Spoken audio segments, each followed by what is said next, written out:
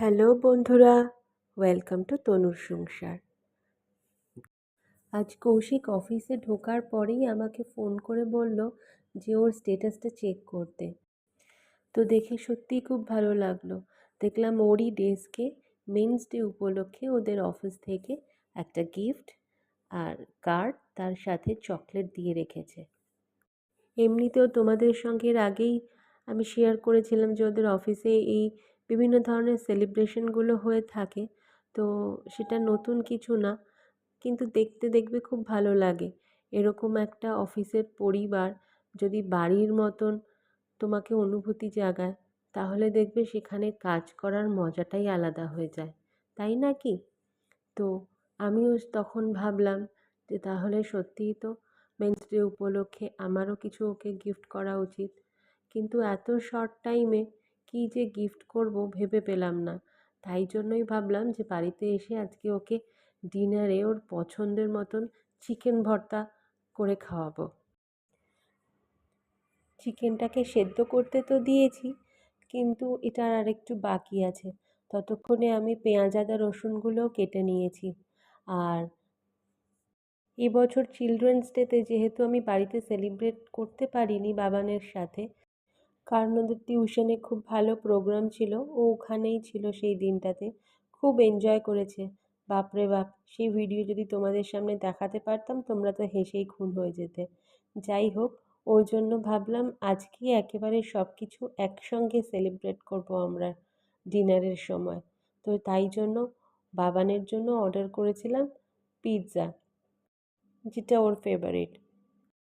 দাঁড়াও, এদিকে ডিম সেদ্ধটাও হয়ে গেছে। একেবারে গতকাল ডিম বানাবো, তো আজকে যখন ডিম লাগবেই একসঙ্গেই ভাবলাম সেদ্ধ করে রাখি, তাহলে কালকের কাজটাও একটু এগিয়ে যাবে। তো তাই জন্য সব ডিমগুলোর সাথে একটা এক্সট্রা ডিমও দিয়ে দিয়েছি, কারণ ভর্তাতে তো একটা ডিম লাগবেই। এই ডিমটা দিয়ে দেব। এই ডিমটা কীরকম একটু হয়ে গেছে, কারণ খেতে বসার সময় আবার এই নিয়ে ঝামেলা লাগবে, কার ডিমটা টেরা বেঁকা। তার থেকে এটাই ভর্তাতে কাজে লাগিয়ে ফেলবো। আর এদিকে আমার চিকেনটাও সেদ্ধ হয়ে গেছে। দাঁড়াও, এটাকে তুলে নিই, কারণ এর মধ্যে যে গোটা গরম মশলাগুলো দিয়ে আমি চিকেনটাকে সেদ্ধ করতে দিই, সেটাকেও আমি মশলার সঙ্গে পেশাই করে নিই, তাহলে এর টেস্টটাও খুব ভালো লাগে। আর যে চিকেন স্টকটা বেরোয়, এটা দিয়েই আমি রান্না করি, মানে এরপরে যদি জল লাগে তাহলে আমি আলাদা জল আর ইউজ করি না, এটাকেই ইউজ করি। এদিকে কৌশিক তো জানেই না যে আজকে আমি ডিনারের এইসব আয়োজন করেছি। ও বেশ কিছুদিন ধরেই আমাকে বলছিল যে চিকেন ভর্তা খেতে ইচ্ছা করছে, বাড়িতে বানাও। আসলে শীতকালটা পড়েছে তো, এই সময় দেখবে এই সমস্ত খাবার দাবারগুলো খুব ভালো লাগে। দাঁড়াও, কাজুটা দেওয়া হয়ে গেছে, এবার একটু হলুদ গুঁড়ো আর শুকনো লঙ্কা গুঁড়ো দিয়ে না এটাকে নামিয়ে ফেলে ঠান্ডা করে আগে এটাকে পেস্ট করি। কারণ চিকেনটা তখন সেদ্ধ করেছিলাম, এত গরম ছিল যে এটাকে আর আমি খুলতে পারছিলাম না। এখন একটু ঠান্ডা হয়ে গেছে, আগে এটা করে নিই, ততক্ষণ মশলাটা ঠান্ডা হয়ে যাক। না হলে ওটাকেও আবার মিক্সিতে দিলে ওটা একদম তেতে পুড়ে যাবে। আর এদিকে দেখো, কৌশিক এসে গেছে, ওয়াশরুমে ঢুকতে গিয়ে দেখে এই যে এগুলো মদ বোধহয় হবে। এই সময়টা দেখবে খুব দেখা যায় এদেরকে। তো বাথরুমে ছিল, মরে যাবে বলে কৌশিক ওটাকে নিয়ে আগে বাইরে বার করতে এসছে। ওই যে রিঙ্কুদি সেদিন যে কাজটা দিয়েছিল না, সেটার মধ্যে যতবারই তুলে বসাচ্ছে ও পড়েই যাচ্ছে, কিন্তু বেঁচে আছে, এখনো মরেনি। আর একবার যদি মরে যায় তাহলে এবার বাবান শুরু করবে চেঁচামেচি।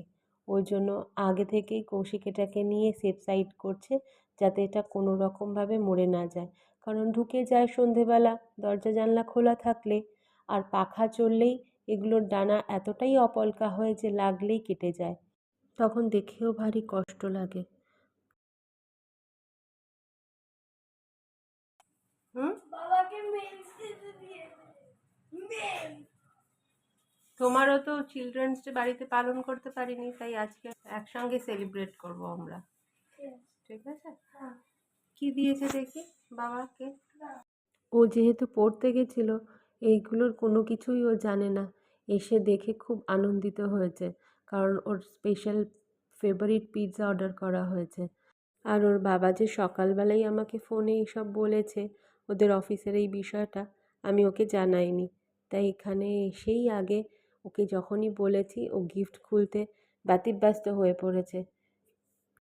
আর আমরা এটা জানি বলেই বাইরে থেকে কোনো গিফট পেলে আমরা আগে খুলি না, নিয়ে আসি বাড়িতে, ওই যা করার করে। এতেও আনন্দও পায়।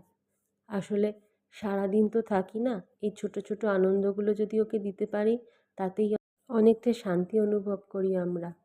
দাঁড়াও, এটা প্রায় শেষের পথে।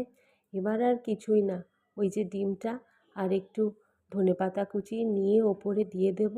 আর সব শেষে এক টুকরো বাটার নিয়ে আমি এর মধ্যে দিয়ে রেখে ঢেকে দিয়েছিলাম। এর ফলে হয় কি, যখন আমি সার্ভ করব তখন বেশ ওপর থেকে একটা মাখনের গন্ধ পাওয়া যায়।